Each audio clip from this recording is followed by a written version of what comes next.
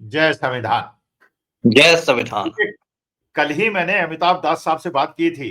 वो वीडियो आपने देखी होगी और मुझे बहुत सारे मैसेजेस आए, बहुत सारे लोग मुझसे आके मिले और व्यक्तिगत तौर पे उन्होंने कहा कि साहब अमिताभ दास साहब जो रिटायर्ड आईपीएस ऑफिसर हैं, पुलिस ऑफिसर हैं, इनका जो दास बोले बिंदास एक चैनल है, वो बहुत ज्यादा सुना जाता है और मैं भी अपने ज्ञानवर्धन के लिए बार-बार उस वीडियो को देखता हूं, क्योंकि बहुत सारी चीजें ऐसी हैं जिसके बारे में मुझे ज्ञान नहीं है, तो उसमें ज्ञान मिल जाता है। अच्छा, इनका बड़ा एक ऐसा विस्तृत ज्ञान मंडल है, इन्हें कानून के बारे में पता है, पुलिस के रूल्स के बारे में पता है, जुडिशरी के बारे में पता है और सामाजिक कार्यकर्ता तो यह है ही।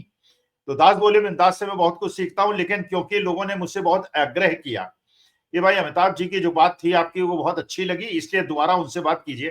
तो मैंने कहा बिल्कुल, मैं अगर उनके पास टाइम होगा दास साहब के पास, तो मैं अवश्य उनसे अनुरोध करूंगा कि हमारे से जुड़े।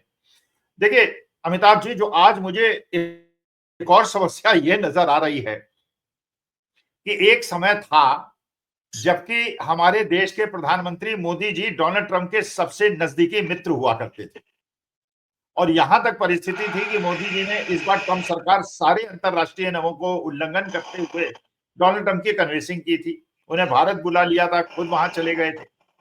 उसके बाद जब इस बार का इलेक्शन हुआ तो हमारे देश के बहुत सारे तथाकथित सनातनियों ने यज्ञ कराए थे, पूजा पाठ कराई थी, मंदिरों में अर्चना की थी कि डोनाल्ड ट्रंप एक शुद्ध सनातनी है और इनको चुनाव जिता दें और हो सकता है कि उनके पूजा के प्रभाव से डोनाल्ड ट्रंप जीत गए। लेकिन डोनाल्ड ट्रंप जिस प्रकार से कर रहे हैं, तो ये एक फिनोमेना, तो मैं ये समझना चाहता हूं कि इतना अच्छा व्यक्ति जिसके लिए मोदी जी ने इतना सब कुछ किया और आज के तारीख में वो सबसे ज्यादा अगर बड़ा बदला किसी से पूरे विश्व के अंदर ले रहा है तो भारत के से ले रहा है।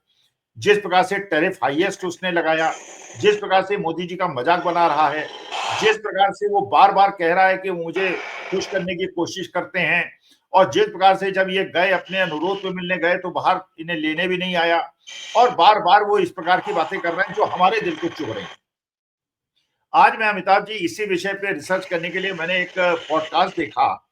आपको पता होगा एक सौरभ मुखर्जी हैं जो बहुत अच्छे लेखक भी हैं और बहुत बड़े इन्वेस्टमेंट बैंकर भी हैं। मैंने अभी तक तो मैं उनको सुनता था जब वो इन्वेस्टमेंट बैंकिंग की बात करते थे, क्योंकि फाइनेंस मेरा सब्जेक्ट है, तो निवेश के बारे में बात करते थे। लेकिन आज उन्होंने ऐसी गूढ़ बातें बताई हैं जो मुझे लगा कि इसमें आपका मार्गदर्शन मुझे बहुत ज्यादा आवश्यक होगा। उन्होंने ये बताया कि देखिए, एक फ्रेंच फिलोसोफर हैं जिसको जेडी वांस भी बहुत ज्यादा मानते हैं और अमेरिका के अंदर उनकी बहुत ज्यादा ख्याति है। उनका कहना यह है, जब भी कोई ऐसी सरकार होती है जो बहुत ज्यादा रिजल्ट ओरिएंटेड नहीं होती, जो रिजल्ट देने में अक्षम होती है, तो उसका सबसे पहला प्रयास ये होता है कि किसी स्केपगोट को ढूंढा जाए और उस स्केपगोट को ढूंढ के उस पर सारा आक्रमण करा दिया जाए और ऐसे लच्छेदार बातें की जाए कि जनता उसमें गुमराह हो जाए और उसके बाद वो 5-10 साल ऐसे ही निकाल दे और शासन करके निकाल दे। ये चीज हमने हिटलर के जमाने में भी देखी थी, मुसोलिनी के जमाने में देखी थी। अच्छा, इंडिया ने एक नारा दिया था, make India great again. America ने, डोनाल्ड ट्रंप ने उसी से प्रेरित होकर मेरे ख्याल से नारा दे दिया, मेक अमेरिका ग्रेट अगेन। तो मागा और मीगा की लड़ाई। फिर उसके बाद हमने तो ढूंढ लिया मुसलमानों को एज ए कम्युनिटी और व्यक्तिगत तौर पे हमारे भक्तों ने, हमारे देश के भक्तों ने ढूंढ लिया पंडित जवाहरलाल नेहरू को। भाई, पंडित जवाहरलाल नेहरू की मौत हुए तो 60 साल हो गए, लेकिन हर चीज के लिए दोषी, अगर मौसम खराब हो जाए, अगर एनवायरमेंट खराब हो जाए, अगर पानी दूषित हो जाए, अगर इंदौर में ये गंदा पानी पी के लोग मर जाएं, हर चीज का दोष है पंडित जवाहरलाल नेहरू को दे देते हैं और हर चीज का दोष ये इस्लाम को दे देते हैं। जब सौरभ मुखर्जी से पूछा पॉडकास्ट के अंदर कि अमेरिका के अंदर आपको क्या लग रहा है, क्या हो रहा है और क्या होगा, देखिए सौरभ मुखर्जी ने जो कहा, मैं उसे बिल्कुल एक चेतावनी की तरह लेता हूं। बड़े बुद्धिमान व्यक्ति हैं, बहुत बड़े इन्वेस्टमेंट बैंकर हैं, अमेरिका में ही रहते भी हैं। उन्होंने कहा, मैंने 6 महीने पहले ये फोरकास्ट कर दिया था कि डोनाल्ड ट्रंप जब राष्ट्रपति बनेंगे तो भारतीयों के लिए बहुत ज्यादा मुश्किलें पैदा कर देंगे, जो कह रहे थे कोई स्वीकार नहीं करता। वो ये कह रहे हैं कि असल में जिस प्रकार से हमने मुस्लिम्स को स्केपगोट बना दिया है, अमेरिका ने इंडियंस को स्केपगोट बना लिया है। क्योंकि कारण ये है भाई, इंडियंस हर फील्ड में आगे हैं, टेक्नोलॉजी में, डॉक्टरी में, इंजीनियरिंग में, नासा में, हर जगह इंडियन छाए हुए हैं। लेकिन पॉलिटिकल पावर नहीं है इंडियंस के पास। वहां पे पॉलिटिकल पावर जो भी है वो क्रिश्चियंस के पास है, व्हाइट्स के पास है। लेकिन ये जो प्रक्रिया हमने मुसलमानों के खिलाफ अपनाई है, अमेरिका ने, डोनाल्ड ट्रंप ने वही इंडिया, तो वो कह रहे हैं कि अगले 1 साल के अंदर जो उन्होंने फोरकास्ट किया है, I don't know whether it will happen और नॉट। सौरभ मुखर्जी ने कहा कि 1 साल के अंदर भारतीयों का जीना अमेरिका के अंदर दूभर हो जाएगा, क्योंकि अमेरिका भी इसी सिद्धांत पे चल के इंडियंस को परेशान करेगा, क्योंकि वेल्थ हमारे पास है, हमारे पास ज्ञान है, लेकिन हम वहां पे पॉलिटिकल इंटरफेरेंस हमारा नहीं है, न्यूसेंस वैल्यू हमारी नहीं। जैसे चीन ने एक न्यूसेंस वैल्यू बना रखी है, अपनी एक बार्गेनिंग पावर बना रखी है। जब अमेरिका ने उसको धमकाया तो उसने कहा रेयर मिनरल्स हमारे पास हैं, रेयर थर्ड मटेरियल हमारे पास है, हम आपकी चिप्स बंद करा देंगे, आपकी कारें बंद करा देंगे, अगर ज्यादा नाटकबाजी करोगे तो तुम्हारी सारी इंडस्ट्री को ठप कर देंगे। अमेरिका को झुकना पड़ा। हमारे पास कोई ऐसी बार्गेनिंग पावर नहीं है जिससे अमेरिका से हम बार्गेनिंग कर पाए। तो ये जो सौरभ मुखर्जी ने कहा, और जिस प्रकार से भारतीयों के साथ वहां पे डिपोटेशन हो रहा है, जंजीर लगा के भेजा जा रहा है, और जिस प्रकार से डोनाल्ड ट्रंप बार बार अपमान कर रहे हैं, और जिस प्रकार से कह रहे हैं कि मुझे खुश करने का प्रयास करते हैं। उन्होंने मुझसे कहा था कि मे आई मीट यू सर। कल ऐसा ना हो कि वो कह दें कि मोदी जी जब भी मीटिंग से बाहर जाते हैं पूछते हैं मे आई गो टू बाथरूम सर, जैसे हम क्लास के अंदर होता है टीचर से बच्चे पूछ के जाते हैं। तो मैं ये सारे माहौल पे आपकी क्या राय है, क्या परिस्थिति आपको समझ में आ रही है कि भारतीयों का भविष्य अमेरिका में क्या है, विश्व, क्योंकि आयरलैंड के अंदर आपने देखा होगा, आयरलैंड के अंदर बड़े जुलूस निकल रहे हैं। वहां पे वो कह रहे हैं कि साहब leave our country, leave our nation. यही ऑस्ट्रेलिया, न्यूजीलैंड, अरे पूरे विश्व के अंदर जो फिलॉसफी हम, अच्छा तब भी हम रुक नहीं रहे, हम भी अभी भी माइनॉरिटीज के खिलाफ लगे हुए हैं, हर मुद्दे को हिंदू मुसलमान बना रहे हैं, ये न समझते हुए कि विश्व में बैकलैश शुरू हो गया है और इसका फल हमें भुगतना पड़ेगा और हमारे भारतीय और हिंदू भाइयों को भुगतना पड़ेगा। तो टोटल सिचुएशन, मैंने काफी लंबा इंट्रोडक्शन दे दिया। अमिताभ जी आप बताएं कि आपका क्या है, सौरभ मुखर्जी से सहमत हैं और इस जंजाल से निकला कैसे जाए? धन्यवाद। ये सौरभ मुखर्जी की बात से मैं काफी हद तक सहमत हूं। उन्होंने सही कहा, एक जो स्केप गोट बनाने वाली बात होती है, किसी को आप बलि का बकरा बना दे, जैसे हिटलर के जमाने में 1930 के दशक में पूरी जर्मनी के सभी दुखों के लिए आपको यहूदियों को बना दिया गया था बलि का बकरा, कि जो भी है यहूदियों की वजह से गड़बड़ी है। और हिटलर ने फाइनल सॉल्यूशन की बात की थी, और जो होलोकास्ट हुआ उसमें लगभग 60 लाख यहूदियों को मौत के घाट उतार दिया गया गैस चैम्बर्स में मार के, और इतना मतलब खून खराबा हुआ। और ये आप हर स्तर पर देखते हैं, है ना। जैसे एक बंगला में कहावत है, जत्तो दोष नंदो घोष, है ना। एक एक गांव में कोई नंद घोष नाम का सीधा साधा आदमी था, बेचारा कमजोर आदमी था, गरीब आदमी था। तो उस गांव में जो भी गड़बड़ी होती थी तो वो नंद घोष पर उसका ठीकरा फोड़ दिया जाता था। तो जत्तो दोष नंदो घोष वाली बात है। या देश के अंदर आप देखते हैं, बाल ठाकरे कहता था कि एक बिहारी 100 बीमारी। अब बाल ठाकरे कहता था कि एक बिहारी 100 बीमारियों के बराबर है। बंबई में जितनी समस्याएं हैं, अपराध है, कचरा है, ट्रैफिक जाम है, सब बिहारियों को लेकर है। तो ये एक बहुत आसान तरीका होता है। जैसे अभी आप राम भक्तों को देखते होंगे, हर चीज के लिए नेहरू, नेहरू नहीं मिले तो मुगलों तक, बाबर तक पहुंच जाते हैं, है ना। इंदौर में दूषित पानी से लोग मरे तो हो सकता है उसके लिए बाबर दोषी हो या अकबर दोषी हो, औरंगजेब की नीतियां दोषी हो। तो एक ये मतलब बहुत आसान तरीका, और ज्यादातर लोग चूंकि मतलब मूर्ख होते हैं, जाहिल होते हैं, चाहे हिंदुस्तानी लोग हों या अमेरिकन लोग हों, तो उनको इन सब बातों में क्या सकता। आपने सही कहा, ट्रंप जो है वो बेसिकली जो अमेरिकन व्हाइट लोग हैं, गोरे लोग हैं, और वो भी पैसे वाले गोरे हैं, उन लोग का प्रतिनिधित्व करता है। इसलिए वो प्रवासियों पर हमले करता रहता है। अमेरिका में भी जो अश्वेत लोग हैं उनके विरोध में वो करता रहता है। और उस जैसे भारत में दिखा दिया गया विश्व गुरु बनने का सपना, कि हम सनातन की सीढ़ियों पर चढ़ के विश्व गुरु बनेंगे, वो एक मागा का कैप लगाए रहते हैं, मेक अमेरिका ग्रेट अगेन, और फिर बेवकूफों की कहीं कमी नहीं है दुनिया में। तो ये बात तो अपनी जगह बिल्कुल सही है। और इसमें मैं 2-3 बातें और ऐड करना चाहता हूं। एक तो देखिए, ट्रंप का जो पहला कार्यकाल था उसमें मोदी ने मतलब जमकर आप कह सकते हैं मक्खन लगाया था मोदी को। फरवरी 2020 में जब ट्रंप आया था पहली बार हिंदुस्तान, तो गुजरात में जो अहमदाबाद में सरदार पटेल स्टेडियम है, उसमें एक नमस्ते ट्रंप करके कार्यक्रम रखा गया था। और लाखों लोग, जो हिंदुस्तान में होता है, भाड़े की भीड़ आती है, बसों से, ट्रकों से, और पूरा एक, जिसको आप एक तमाशा कह सकते हैं, एक तमाशा बनाया गया, इवेंट बनाया गया था, नमस्ते ट्रंप। उसके बाद मोदी जी अमेरिका पहुंचे तो उन्होंने कह दिया कि अब की बार ट्रंप सरकार, इसकी उनके बहुत आलोचना हुई कि आप अमेरिका के चुनाव प्रचार में आप क्यों टांग अड़ाने जाते हैं। तो पहला कार्यकाल इन लोग का जो था वो बहुत, आप कह सकते हैं, गलबहिया वाला बीता। दोनों एकदम गले में हाथ डाल के मित्र बने रहे।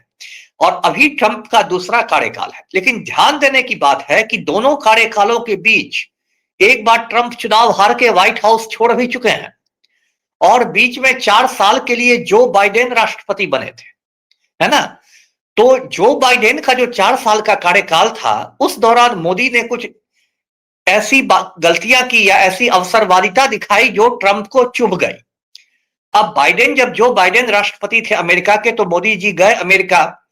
ट्रंप ने उस समय एक स्टेटमेंट दिया कि आई एम अवेलेबल, मतलब उसने अपनी ओर से कहा मोदी जी से कि भाई मुझसे भी मुलाकात कर लीजिए। लेकिन मोदी जी भाई किसके होने वाले हैं? जब मोदी जी जसोदा बेन के नहीं हुए, अपनी पत्नी के नहीं हुए, तो डोनाल्ड ट्रंप के कैसे हो जाएंगे? तो मोदी मोदी जी ट्रंप से को झांकने भी नहीं गए। उन्होंने सोचा कि अब तो भाई जो बाइडेन का समय है, अब तो बाइडेन को मक्खन लगाने का वक्त आ गया है, नमस्ते बाइडेन का समय आ गया है। अब गलती ये मोदी की हुई कि उन्होंने सोचा नहीं था कि भाई ये ट्रंप दोबारा लौट जाएगा व्हाइट हाउस में। अब जब ट्रंप दोबारा व्हाइट हाउस में लौट गया तो वो अब खुन्नस निकाल रहा है कि अच्छा, तुमने मुझे एक समय अवॉइड किया था, तुमने, मैं बुला रहा था तुमको, तुम मुझसे मिलने आए नहीं। तो अब देखिए, वो तो अब इनको कहते भिंगा भिंगा के मतलब जूते मारना कर रहा है। अभी उसने कह दिया कि मोदी ने कहा कि sir may I see you please. पहली बात तो मोदी जी ऐसा कह ही नहीं सकते, क्योंकि जो मोदी जी की शैक्षणिक योग्यता मुझे मालूम है, आपको मालूम है। एक वाक्य इंग्लिश का यदि पूरा बोल दे मोदी जी, तब तो मैं संन्यास लेकर हिमालय चला जाऊंगा। इसलिए ये बात तो मोदी जी बोल ही नहीं सकते। उनको तो 2 लाइन बोलने के लिए टेलीप्रॉम्प्टर का सहारा लेना पड़ता है। टेलीप्रॉम्प्टर खराब हो जाता है तो बेटी पढ़ाओ को बेटी पटाओ बोल देते हैं। इंग्लिश छोड़ दीजिए, हिंदी उनकी इतनी मतलब कमजोर है। तो ये बात तो बोल नहीं सकते। तो फिर ट्रंप ने ऐसा क्यों कहा? साफ है कि वो मोदी को ह्यूमिलिएट करने के लिए, अपमानित करने के लिए बोल रहा है। नहीं तो एक राष्ट्राध्यक्ष दूसरे राष्ट्राध्यक्ष को सर क्यों बोलेगा? जैसा आपने कहा कि कोई बाथरूम जाने के लिए वो परमिशन लेगा, कोई स्कूल बॉयज हैं। और सबसे ये बात, इसका भारत सरकार का विदेश मंत्रालय का कोई खंडन नहीं आएगा। ना ही मोदी जी खंडन करेंगे, ना विदेश मंत्रालय के प्रवक्ता खंडन करेंगे। तो पूरी दुनिया में तो एक मोदी का मजाक बन गया। और मोदी का मजाक बनता है क्योंकि देश के प्रधानमंत्री है, तो साथ साथ भारत का भी मजाक बन जाता है कि हिंदुस्तान का प्राइम मिनिस्टर आपको सर बोल रहा है। और जानबूझ के, जैसे अमेरिका से जैसे अवैध लोगों को निकाला गया, जो तथाकथित रूप से अवैध गए थे, डंकी रूट या जो भी रूट से गए थे, आप उनको सीधे भी भेज सकते थे हवाई जहाज में बैठ के। आप, ट्रंप ने उनको जंजीरों में बांध के भेजा। ये क्या है? ये तो जानबूझकर किसी को अपमानित करना हुआ। या जंजीरों में नहीं बांधा होता तो क्या वो प्लेन को हाईजैक कर लेते? क्या कर लेते? ये जानबूझकर आपके जले पर नमक छिड़का जा रहा है कि हम आपको निकालेंगे भी, और आपको जो कहते हैं ना, बड़े बेआबरू होकर आपको हम अपने कूचे से निकालेंगे। तो ये किया। और उसके बाद देखिए, मतलब मैं गिनाता जा सकता हूं। ऑपरेशन सिंदूर आप देखिए, ऑपरेशन सिंदूर 7 मई को शुरू हुआ, 10 मई को युद्ध विराम हो गया। और ऑपरेशन सिंदूर में युद्ध विराम की सूचना हिंदुस्तानियों को ट्रंप के माध्यम से मिली है। रक्षा मंत्रालय और ये विदेश मंत्रालय के प्रवक्ताओं ने बाद में बताया है। पहले ट्रंप ने कहा कि हमने भाई युद्ध रुकवा दिया है। तो भारत युद्ध करे या नहीं करे, ये फैसला अब व्हाइट हाउस में लिया जाने लगा है। ये तो बड़े मतलब शर्म की बात हो गई। ऐसा लगता है कि हम लोग अमेरिका के उपनिवेश बन गए हैं। जैसे जब हिंदुस्तान अंग्रेजों का गुलाम था, ब्रिटिश कॉलोनी था, तो हमारी नीतियां लंदन से तय होती थी, बकिंघम पैलेस तय करता था या वहां की संसद तय करती थी। वही हाल हो गया और बार बार हो रहा है। देखिए, अभी एक दोहा या किस शहर में ट्रंप गया हुआ था कुछ समय पहले। वहां एप्पल के सीईओ थे टिम कुक। टिम कुक को ट्रंप ने कह दिया कि एप्पल के आईफोन आप हिंदुस्तान में नहीं बनवाए। बताइए, ये पब्लिकली बोल रहा है और ये किसी दोस्त की भाषा नहीं है। एप्पल के लाखों आईफोन से चीन में बनते हैं। आप चीन को तो आप नहीं रोक रहे हैं, और आप कह रहे हैं कि इंडिया में नहीं बनाए। इंडिया से लौट के उसने एक बार इंडिया को फिल्दी कंट्री भी कहा था, गंदा मुल्क भी कहा था। ये तो आपने हमारी मेजबानी का मजाक उड़ाया ना। ठीक है, भारत गरीब देश है, पिछड़ा हुआ देश है, ये तो हम आप सभी जानते हैं। लेकिन आप मेहमान के रूप में आए थे, हमने आपका स्वागत किया जो भी बन सका, और आप वहां लौट के कह रहे हैं कि फिल्दी कंट्री है।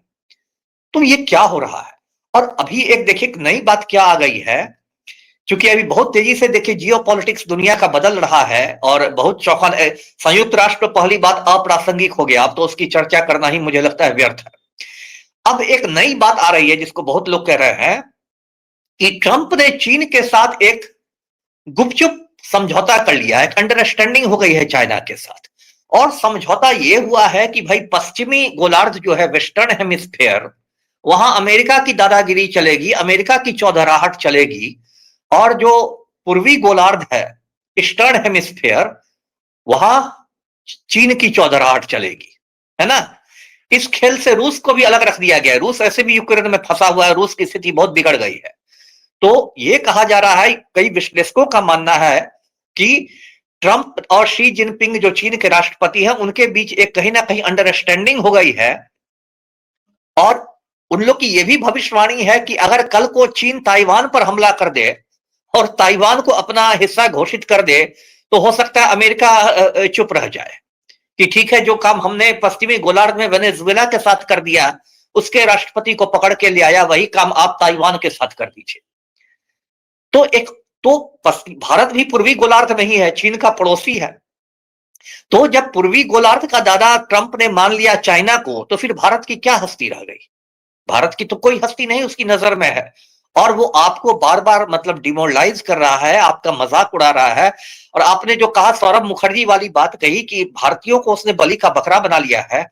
देखिए H1B वीजा में सबसे ज्यादा हिंदुस्तानी लोग जाते थे, H1B वीजा में। और H1B वीजा का देखिए फीस कितना गुना बढ़ा दी गई है, लाखों रुपए उसकी फीस कर दी गई है। ये तो है कि आप सीधे हिंदुस्तानियों को मतलब जिसको कहते हैं लंगड़ी मार रहे हैं, अपने देश में आप घुसने नहीं दे रहे हैं। और ये स्थिति हो रही है कि ग्रीन कार्ड के लिए इंटरव्यू में बुलाया जा रहा है, उसको हथकड़ी पहना दी जा रही है। तो एक और मोदी जी जब गए थे तो वहां एक ज्वाइंट सेक्रेटरी रैंक के आदमी ने उनको हवाई अड्डे पर लाके रिसीव किया। बताइए, ट्रंप व्हाइट हाउस से बाहर नहीं निकले, ना छोड़ने के लिए निकले, ना रिसीव करने के लिए निकले। इसी देश के पंडित नेहरू की इतनी प्रतिष्ठा थी, वो जाते थे तो कैनेडी खुद आते थे हवाई अड्डे पर, JFK खुद आते थे, जबकि उस समय हिंदुस्तान नया नया आजाद हुआ था, बहुत पिछड़ा और गरीब देश था। लेकिन नेहरू जी की जो पर्सनल प्रतिष्ठा जो थी, जो उनका पर्सनल स्टेचर था, वो इतना ज्यादा था कि JFK आके हवाई अड्डे पर उनकी अगवानी करते थे। अब आपको कोई छोटा सा लेवल का ऑफिसर भेज के आपका ये कर रहा है, तो जानबूझ को आपको वो अपमानित कर रहा है। और जो सनातनियों की आपने बात की, जो हवन करने वाले लोग हैं, उन सनातनियों को मैं याद दिला दूं कि ट्रंप का प्रिय भोजन बीफ है। जो लोग बीफ का मतलब नहीं समझे, बता दूं कि जो आपकी गौ माता है, उसका डोनाल्ड ट्रंप नियमित रूप से भक्षण करता है। इसलिए उसके लिए जो आप हवन कर रहे हैं, शंख बजा रहे हैं और अगरबत्तियां दिखा रहे हैं, तो वो दिखाने के पहले सोच लीजिए। जी नहीं अमिताभ जी, चलिए ये तो डोनाल्ड ट्रंप हैं, क्रिश्चियन हैं, चलिए उनका खान पान है। हमारे देश के किरण रिजिजू जो मोदी जी के ठीक पीछे बैठते हैं और मोदी जी जी जी की सबसे ज्यादा रक्षा करते हैं, वो जी खुलेआम जी कहते हैं मैं बीफ खाता हूं और मैं तो बीफ बिल्कुल खाऊंगा और हमारे नॉर्थ ईस्ट में बीफ खाया जाएगा। लेकिन उसके बिल्कुल बावजूद उनके सब वरिष्ठ मंत्री हैं। तो ये तो दोराहा, बिल्कुल एक प्रकार से दो अलग अलग प्रकार के रूप हैं। अब अमिताभ जी, क्योंकि आप विशेषज्ञ हैं, मैं आपसे ये जानना चाहता हूं, क्या अब जिस दोराहे में हम फंस गए हैं, देखिए मुसलमानों के खिलाफ, जो अल्पसंख्यकों के खिलाफ, और सबसे बड़ी गलती की अभी क्रिश्चियनों के खिलाफ जो इन्होंने क्रिसमस में किया, जी जी क्या बिल्कुल पीछे भी नहीं हट सकते? ये आगे बढ़ना इनकी मजबूरी है। आगे बढ़ते जाएंगे तो इसका रिपरकशन बांग्लादेश में, आयरलैंड में, न्यूजीलैंड में, ऑस्ट्रेलिया में, अमेरिका में देखने को मिलेगा। आप क्या बिल्कुल समझते हैं, अगर आप देश के प्रधानमंत्री होते, इस रिगल से निकलते कैसे? इस पजल से निकलने का क्या कोई तरीका है, या हम फंस गए पूरी तरह से? नहीं नहीं, निकला तो हर किसी से जा सकता है। अब अगर अगर सरकार में इच्छा शक्ति हो, तो इस तरह से जो ये लोग देश में, ये लोग भूल गए हैं कि अब ग्लोबल विलेज का जमाना है, पूरी दुनिया एक गांव बन गई है, सोशल मीडिया का अब जमाना है। आप गुड़गांव में किसी चर्च पर हमला करेंगे, वो 1 मिनट में वो फेसबुक के जरिए और लाइव के जरिए करोड़ों लोग तक पहुंच जाएगा। ये पुराना वाला जमाना नहीं है कि कोलंबस ने नई दुनिया की खोज कर ली। एक वो भी जमाना था कि पूरे के पूरे नई दुनिया की खोज हो जाती थी। अब का जमाना ग्लोबल विलेज का जमाना है। आप चर्च, जी बोलिए। नहीं अमिताभ जी, इसके आगे बढ़ गई ये बात। देखिए, अगर मान लीजिए आक्रमण हुआ, एक मान लीजिए कोई क्रिमिनल असॉल्ट हुआ, लॉ एंड जी ऑर्डर की पोजीशन हुई, लेकिन उसके बाद अमेरिकन ये भी तो देख रहे होंगे, क्रिश्चियंस ये भी तो देख रहे होंगे 24 घंटे के अंदर बेल मिल गई और उनको माला पहनाई गई, उनको मिठाई खिलाई गई। तो ये भी तो वो देख रहे हैं। अच्छा, ये देख रहे हैं कि वो जो हमारे सोनम वांगचुक हैं उन्हें बेल नहीं मिल रही है। बाकी जिसके बारे में न्यूयॉर्क का मेयर कह रहा है कि इसको बेल मिलनी चाहिए, इसकी सुनवाई होनी चाहिए, उसको नहीं हो रहा है। मतलब भाई, they are also getting a message. चलिए कोई क्रिमिनल है, उसने क्राइम कर दिया, लेकिन जी जी क्राइम जो क्रिमिनल है उसे दंड तो मिले। यहाँ तो बिल्कुल जो काशी के अंदर जापानी परिवार के साथ हुआ, उन्हें कोई दंड नहीं मिला। जो इंदौर के बिल्कुल अंदर हुआ, बरेली के अंदर हुआ, जो रायपुर के अंदर हुआ, मतलब 24 घंटे के अंदर बेल मिल जाती है मोहनलाल धागड़ टाइप लोगों को। और जो हमारे विश्व के अंदर जिनके नाम से हमारी प्रतिष्ठा हुआ करती थी, एनवायरमेंट में जिन्होंने इतना ज्यादा काम किया है, उनको बेल नहीं मिल रही है। और अमेरिका के अंदर ये भद पिट गई है कि डोनाल्ड ट्रंप भी हमारे खिल्ली उड़ाने में लगा हुआ, उनका प्रतिद्वंदी जो बमदानी है वो भी हमारा मजाक बना रहा है, वो भी कह रहा है हमारी कानून व्यवस्था पे प्रश्न उठा रहा है। तो ये जो परिस्थिति है, ये मतलब हम तो दिखा रहे हैं पूरे विश्व को कि आप कुछ कर लीजिए, हमारे हिंदुओं को मार दीजिए, समुद्र में फेंक दीजिए, भारत वापस भेज दीजिए, नौकरी से निकाल दीजिए, इनके धंधे बंद करा दीजिए, लेकिन हम तो अपने देश के अंदर अल्पसंख्यकों पे अत्याचार बंद नहीं करेंगे। मैं इसलिए कह रहा हूं कि अभी भी ये रुकने को तैयार नहीं है, भक्त अभी भी रुकने को तैयार नहीं है, जबकि गुड साइंस शुड प्रिवेल। और सबको ये कहना चाहिए जो महात्मा गांधी का सिद्धांत था कि सर्वधर्म संभाव, सब लोग मिलजुल के रहें, क्योंकि ये राष्ट्रहित में है। लेकिन राष्ट्रहित के अलावा अगर केवल राजनीतिक हितों के लिए आप बांग्लादेश के अंदर हिंदुओं पे अत्याचार इसलिए होने दे रहे हैं जिससे हिंदू कंसोलिडेशन वेस्ट बंगाल में हो जा रहा है, इलेक्शन जीत जाए, तो ये देश के लिए बुरी स्थिति है। तो आपके इस पे क्या विचार है? नहीं नहीं, सही कहा आपने। देखिए, ये तो नरेंद्र मोदी का एक, आप कह सकते हैं, और अंधभक्तों का एक चमत्कार ही है कि डोनाल्ड ट्रंप और जोहरान ममदानी एक मंच पर आ गए। कम से कम उन्होंने भारत विरोधी जो उनके बयान होते हैं या इस सरकार की जो निंदा होती है, वो ममदानी भी कर रहे हैं और ट्रंप भी कर रहे हैं। ये क्या मतलब मजाक है। अच्छा, अभी देखिए 15-20 दिन पहले की बात है, नाइजीरिया जो एक अफ्रीकी देश है, वहां इधर इस्लामी आतंकवाद काफी जोर पकड़ रहा है। आपने बोको हराम का नाम सुना होगा। नाइजीरिया में एक आतंकवादी संगठन है, कट्टर मुसलमानों का है, बोको हराम। वो मतलब गैर मुसलमानों पर, खासकर ईसाइयों पर हमले करता रहता है। नाइजीरिया में तो हिंदू मिलेंगे ही नहीं उसको। तो उसने ऐसे ही कुछ निर्दोष ईसाइयों को मार डाला। यही क्रिसमस के आसपास की बात है। तो ट्रंप ने उन बोको हराम के ठिकानों पर बमबारी कराई और कहा कि मेरी क्रिसमस। ट्रंप ने कहा कि मेरी क्रिसमस, उन लोग की आतंकवादियों को मार के उसने खिल्ली उड़ाई। तो आप, अब नाइजीरिया के लोगों ने सोचा हो कि भाई हम तो यहाँ पर मेजोरिटी में, हम तो ईसाइयों को मार डाले, हमारा क्या होगा। हम तो फिर जैसे आजकल हो गया हिंदुस्तान में, हिंदू लोग गुंडागर्दी करके जय श्री राम जय श्री राम, मुस्लिम लड़की के साथ रेप कर दो जय श्री राम, किसी मुसलमान गरीब फल वाला को लिंच कर दो जय श्री राम, किसी के रेफ्रिजरेटर से मीट निकाल लो जय श्री राम। तो ये कब तक चलेगा? अगर इस तरह से अमेरिका आज कर रहा है, कल जो अमेरिका में क्रिश्चियन लॉबी है या ये लॉबी है, अमेरिका का एक बहुत बड़ा एरिया है जिसको बाइबिल बेल्ट कहते हैं। बाइबिल बेल्ट कहते हैं, जो बहुत ही मतलब आप कह सकते हैं रूढ़िवादी ईसाइयों का एरिया है, जो ट्रंप का ही मतलब वोट बैंक आप कह सकते हैं। तो फिर परसों ये गिराएंगे बम। यदि नाइजीरिया को मेरी क्रिसमस कहा जा रहा है तो आपके भी खिलाफ एक्शन हो सकता है। तो इन लोगों ने मतलब बिल्कुल, मैंने कहा कि इन लोगों ने कचरा करके रख दिया है देश का। और ये जो काम कर रहे हैं, पहली बात कि भारत दुनिया में अलग थलग पड़ता जा रहा है। ऑपरेशन सिंदूर में देखिए, मैंने पहले भी कहा था कि नेपाल तक भारत के साथ नहीं खड़ा हुआ, बाकी देशों को जाने दीजिए। जो रोटी बेटी का रिश्ता वाला नेपाल है, वो भी भारत के साथ नहीं आया। ऑपरेशन सिंदूर के समय पता चल गया, जैसे पहले दक्षिण अफ्रीका की हालत हुआ करती थी रंग भेद के जमाने में, कि दक्षिण अफ्रीका एक अछूत बन गया था अंतरराष्ट्रीय स्तर पर, आज भारतवर्ष की वो हो गई है। आप देश के अंदर गृह युद्ध का माहौल बना रहे हैं और आप दुनिया में अलग थलग पड़ते जा रहे हैं। और एक तरह का आप पर एक सर पर पागलपन सवार हो गया है। और ये पागलपन कब उतरेगा? जैसे पागलपन हिटलर के सर पर सवार था, उतरते उतरते हिटलर भी बर्बाद हो गया, जर्मनी भी बर्बाद हो गया। तो ये पागलपन जब तक उतरेगा, तब तक हमें चिंता इस बात की है कि मोदी जी खुद भी बर्बाद होंगे, हिंदुस्तान को भी बर्बाद कर देंगे, और ऐसी बर्बादी होगी कि फिर उसको 100 साल तक हम समेटते रह जाएंगे। नहीं, चलिए, मोदी जी की बर्बादी की तो, भारतीय जनता पार्टी की बर्बादी की हमें चिंता नहीं है। हमें तो चिंता अपनी भारत माता की है, अपने देश की है। मुझे भी उनकी चिंता नहीं है, लेकिन अपने साथ साथ वो देश को बर्बाद कर रहे हैं, इसकी चिंता मुझे है। जी चलिए, परमेश्वर से कामना करते हैं गुड सेंस शुड प्रिवेल। और जी जी भक्तों को भी समझ में आए, भक्तों को समझ में आए। हम लोग तो कोशिश कर रहे हैं, अमिताभ जी आप भी जी कोशिश कर रहे हैं, आप तो जी बहुत बिल्कुल। बिंदास रूप में कोशिश करते हैं। और मैं जी जी आपके दर्शक श्रोताओं से ये निवेदन करता हूं कि जो दास बोले बिंदास इनका कार्यक्रम होता है अमिताभ दास साहब का, उसको सुने। बड़ी गूढ़ बातें थैंक यू। करते हैं, बहुत अच्छी बातें करते हैं। उसी से प्रेरणा लेके मैं आपको आमंत्रित करता हूं। नमस्कार, धन्यवाद।